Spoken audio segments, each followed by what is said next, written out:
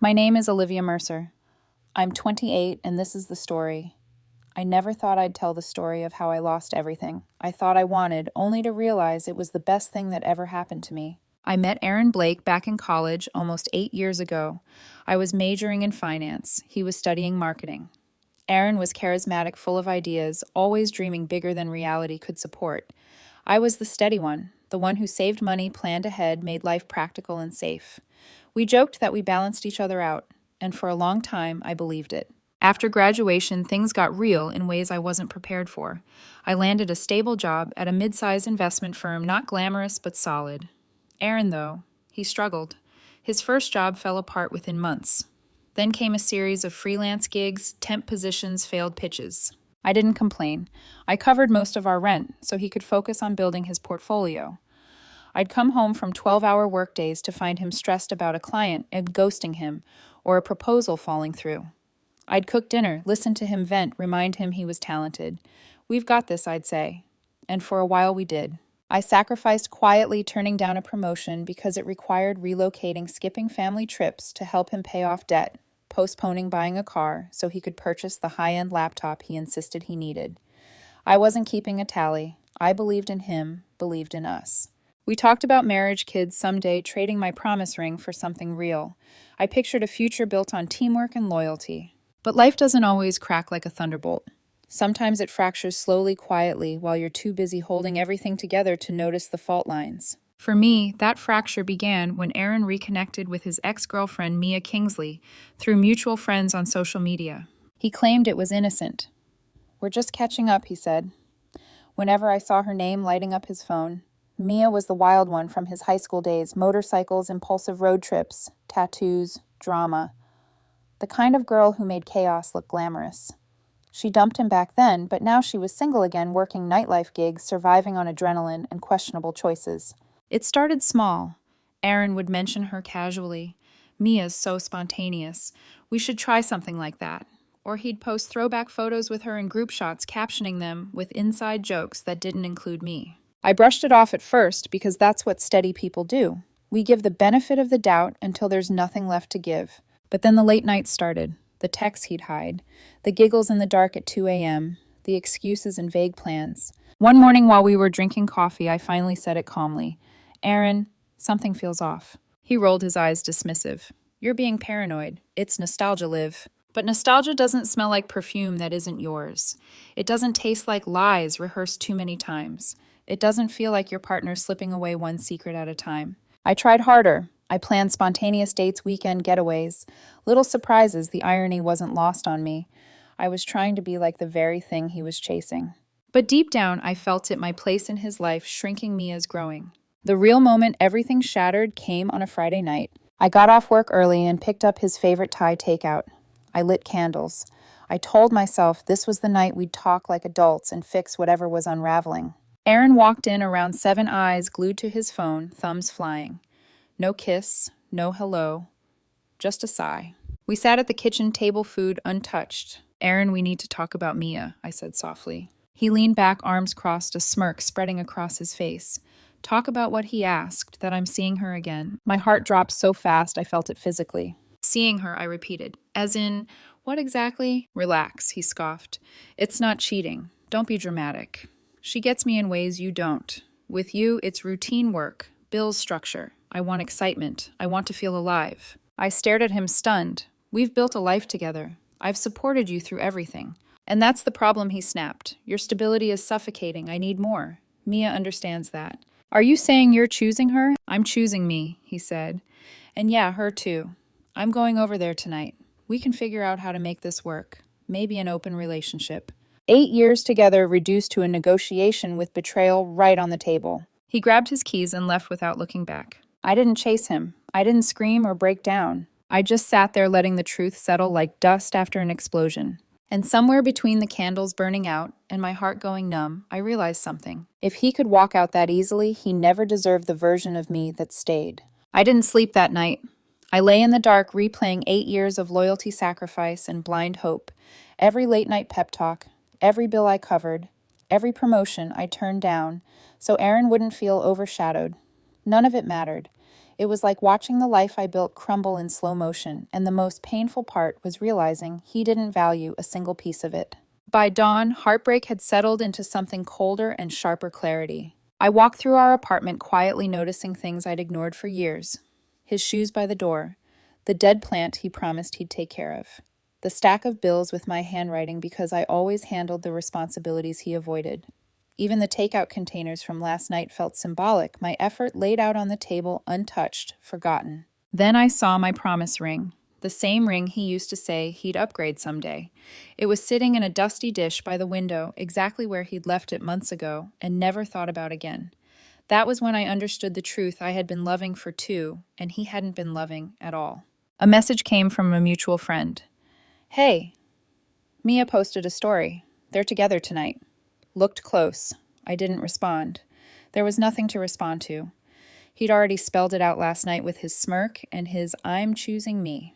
I wasn't going to beg. I wasn't going to fight for someone who treated commitment like a burden. I needed dignity more than I needed answers. So I started packing. Not in anger, not in chaos. Calmly, like someone finally remembering their worth. Clothes folded neatly. Books stacked with care. My toiletries gathered into a single bag. Every motion felt like a declaration, you don't get to keep pieces of me anymore. By noon, half my life was in boxes. By 1, everything that belonged to me was loaded in my car. I removed myself from our shared streaming accounts, logged out of joint memberships, changed passwords he'd once insisted on sharing. Maybe it was petty, maybe it was survival. Either way, it felt like taking my power back. At 1:47 p.m., I sat on the edge of the bed we once shared and typed the last words I would ever send him. Good luck with her. No speeches, no explanations, just truth. I blocked his number, blocked his social media, blocked every pathway he could use to crawl back into my life. Then I set my key on the kitchen counter, walked out, and closed the door on 8 years without looking back. I drove to my friend Dana's place. She opened the door before I even knocked twice and pulled me into a hug. Stay as long as you need, she said. And for the first time in months, I felt safe. That night on her couch, the silence was heavy, but not crushing. It felt like the first breath after being underwater too long, unsteady, but freeing. The next morning, I did something I'd been avoiding for years. I called a therapist. When they asked what brought me in, I didn't say betrayal or heartbreak. I said I forgot who I was. I need help remembering. Weeks passed. Slowly, I stitched myself back together. I went running again. I cooked meals I actually liked. I read books instead of waiting for Aaron to decide what we watched. With each passing day, the version of me he had drained came back to life piece by piece. Mutual friends occasionally shared updates I didn't ask for. Aaron and Mia were inseparable. Road trips, parties, adventures, the kind of chaos he used to romanticize. I didn't chase the details. I didn't stalk. I didn't indulge the curiosity. I focused on healing. But life has a cruel sense of timing. Just when I stopped caring about his choices, the truth about Aaron and Mia began to surface. And the truth was coming for him hard, far harder than anything he had done to me. I didn't expect my life to rebuild so quickly, but sometimes losing the wrong person clears space you didn't realize you needed. 2 weeks after leaving Aaron, I got the promotion I'd passed on years earlier. Same company, different city, just an hour away, but it felt like another world. I packed up my things again, this time with excitement instead of heartbreak, and moved into a small one-bedroom apartment overlooking a quiet park. It wasn't luxury, but it was mine. Every corner felt like a fresh start. Therapy helped more than I expected.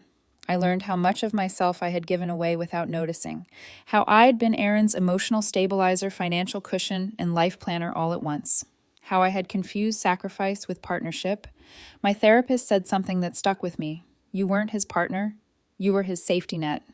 For the first time, I believed it. Meanwhile, I built a routine that actually belonged to me.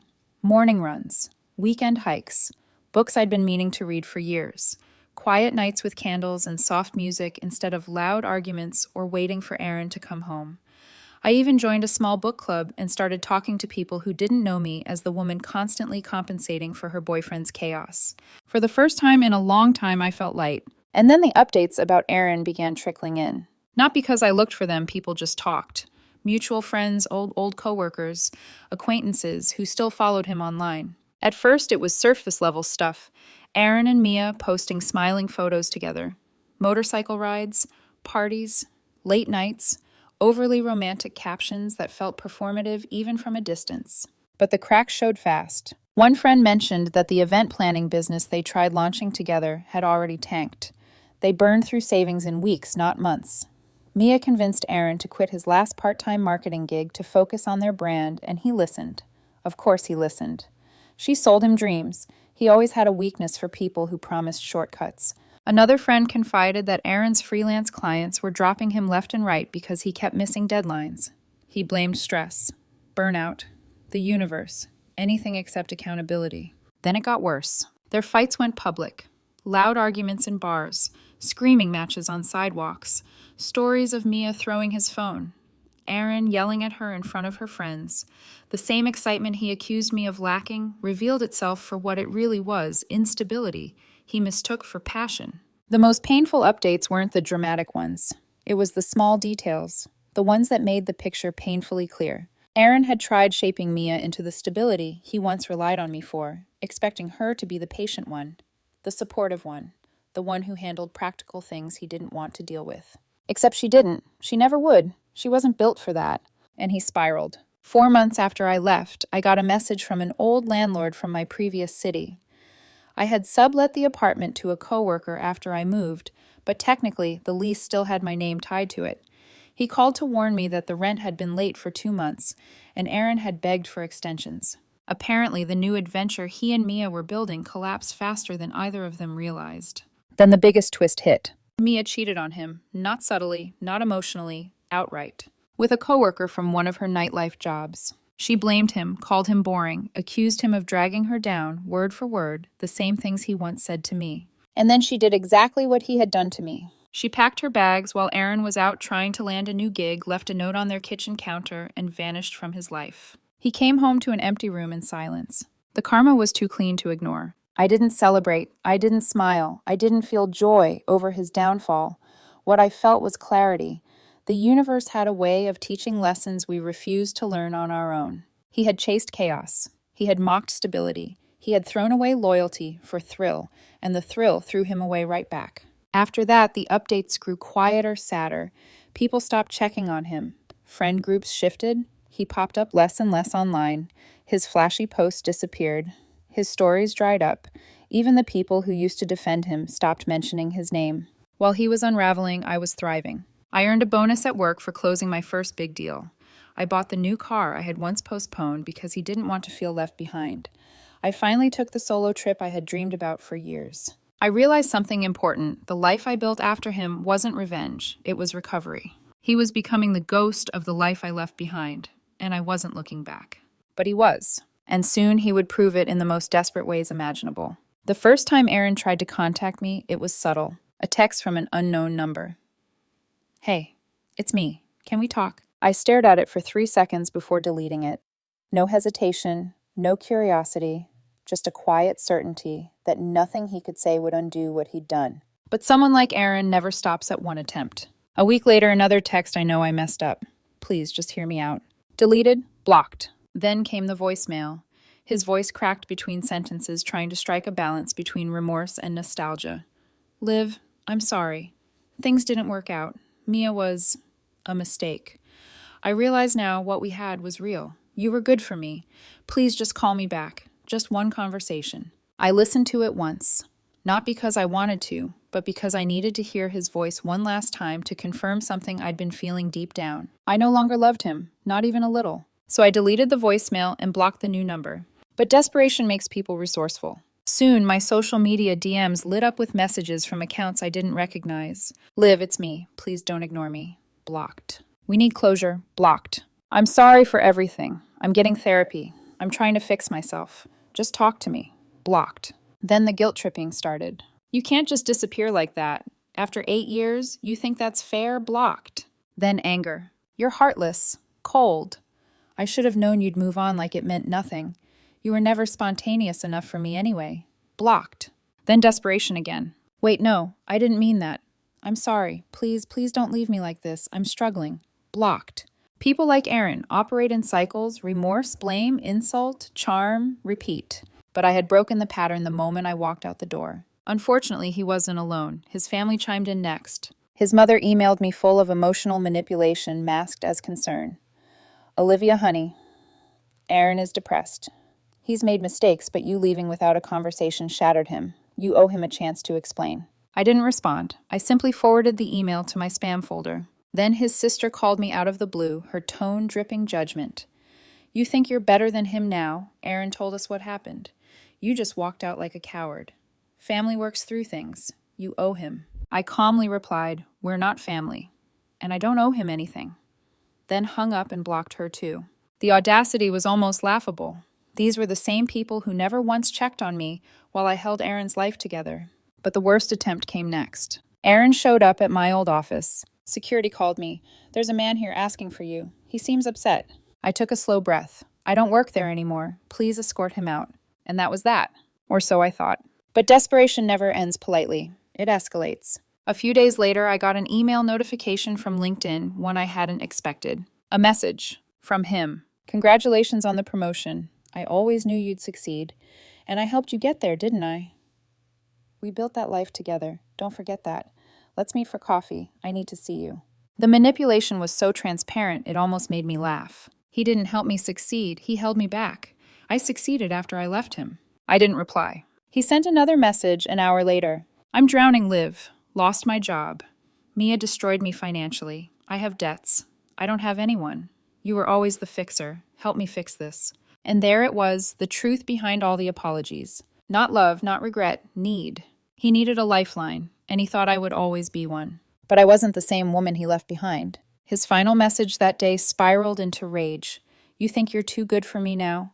I hope your perfect little life falls apart. You'll regret ignoring me. I blocked him everywhere he could possibly reach me. And for the first time, his silence felt like peace. But peace never stays quiet for long. Not when the past still has one last attempt to claw its way back. The moment everything truly came to a head wasn't through a message. Not an email, not a voicemail. It happened face to face, unexpected, unavoidable. At a mutual friend's birthday party. And that was where everything finally cracked open. I almost didn't go. Jake, one of the few mutual friends who never chose sides, invited me to his birthday gathering. It'll be small, he promised. Just a few people, nothing dramatic. I hesitated because gatherings with mutual friends always carried one quiet risk running into the past. But my life was different now. Calmer, stronger. I wasn't hiding from anyone anymore. So I went. I wore a simple black dress, the kind that didn't scream for attention but carried quiet confidence. My hair was loose, my mind steady. I even brought someone with me, not a boyfriend, just someone I'd gotten comfortable spending time with. A polite, warm man named Daniel I'd met at my book club. He wasn't a replacement. He wasn't a rebound. He was simply peaceful. The kind of peaceful Aaron never was. Jake greeted us with hugs and drinks. Music played softly. People laughed. The fire pit crackled outside. It felt normal, light, like the life I'd wanted all along. For the first half hour, everything was perfect. Then I felt it, the unmistakable prickle of eyes on me. I turned. Aaron. He stood across the room, thinner, drawn, his posture uncertain. His once confident smile was gone. His clothes looked rumpled like he'd thrown them on without care. The years had not been kind to him, and not because of time, because of choices. And when he saw me, hair shining, laughing softly next to someone who actually listened, his face cracked with something raw and ugly. Regret, jealousy, and a desperation he tried and failed to hide. He crossed the room fast, almost too fast, muttering, "Excuse me," to people he nearly bumped into. Before I could step away, he cornered me near the snacks table. "Olivia," he breathed, like saying my name hurt. "Wow, you look good." "Hi, Aaron." My voice was calm, almost serene. "Hope you're doing okay." He winced at my neutrality. "So this is your new guy?" he asked, glancing at Daniel with a forced smile, too tight to be polite. "This is Daniel," I said evenly. "We're friends." Aaron let out a small laugh. Bitter relief twisted all at once. "Oh, friends. Got it. I thought maybe you'd moved on." His eyes scanned me from head to toe. "But you still look amazing. Really amazing." I didn't respond. He swallowed hard. "Listen, I know I've been trying to reach you. I know you've ignored me. But seeing you here, it hits different." He shifted nervously. "Things with Mia were bad. Really bad. She was a disaster. She cheated, lied, emptied my savings. I lost everything. And He paused, looking at me with a raw desperation that almost made me step back. Olivia, I'm sorry for all of it. I didn't appreciate what we had. I didn't see it until it was gone. You were good to me. You kept me steady. You believed in me when no one else did. I stayed silent. He continued. I know I said awful things that night. I know I pushed you away. But I've changed. I'm in therapy now. I'm trying. Can we please just try again? Take it slow. Rebuild something. Anything. His eyes glistened with embarrassment. People were starting to glance our way. Whispers. The scene wasn't loud, but the tension was visible enough to draw attention. I took a slow breath. Aaron, no. He blinked. No, no, I repeated gently. We had 8 years. You chose someone else. And you didn't just make a mistake, you made a statement. You told me I wasn't enough. You told me I held you back. You told me you wanted excitement, not me. That was Mia talking. She got in my head. I was stupid. You weren't stupid, I said. You were honest. Cruel, but honest. He stared at me like I'd slapped him. I'm not punishing you, I continued. I'm just done. I built a life after you. A good one. A peaceful one. And I'm not losing it to rewind a story that already ended. His voice broke. So that's it, after everything we've been through, after 8 years. Yes, I said simply. Because you didn't walk away from 8 years, Aaron. You walked away from me. The anger flashed first quick, sharp, insecure. You're really cold, he whispered. You're different. You weren't like this before. I wasn't allowed to be, I replied. Silence. Then his fear resurfaced, clawing at him. Olivia, please. I'm begging you. Don't do this. You don't understand how bad things are for me. I do understand, I said. But your pain isn't my responsibility. He looked around, realizing people were watching. Daniel had subtly stepped closer, not interfering, just making sure I wasn't alone.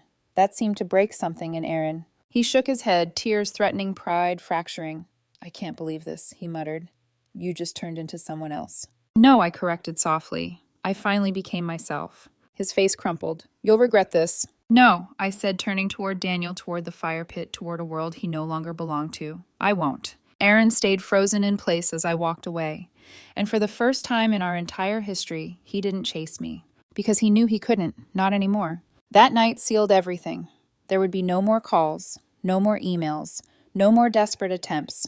He faded from my life exactly the way I once faded from his, quietly, completely, inevitably. And I didn't look back. Aaron didn't reach out again after that night at Jake's party.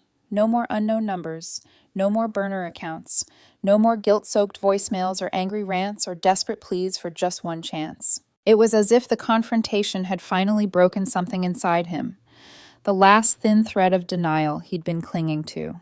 He saw the truth in my eyes that night. The chapter was closed, permanently. And I think deep down he finally understood there was nothing left to salvage. Life settled into a comfortable, steady rhythm after that, the kind of life I'd once dreamed of but never believed I deserved. Work was fulfilling. My team trusted me. My boss valued me, and I found myself stepping into leadership roles I used to think were too much because Aaron always needed me available, always needed support, always needed me small. Without him, I had room to grow. My apartment became a home. Warm lighting, soft blankets, plants that actually stayed alive because their caretaker finally had mental space. I cooked meals I enjoyed, set my own schedule, lit candles in the quiet evenings, and read books with no one interrupting to complain about boredom. Freedom felt like exhaling after years of breathing too shallow. Therapy helped me reconstruct pieces of myself I hadn't realized were missing.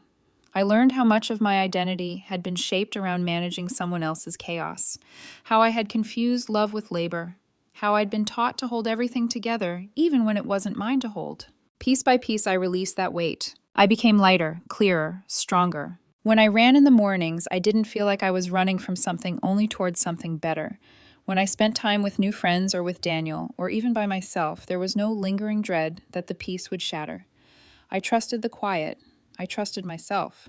And maybe that was the greatest transformation of all. Months passed, and the memory of Aaron faded the way an old bruise does, still faint if you press on it, but no longer painful in daily life. Mutual friends stopped mentioning him. His name stopped appearing on any feed or conversation.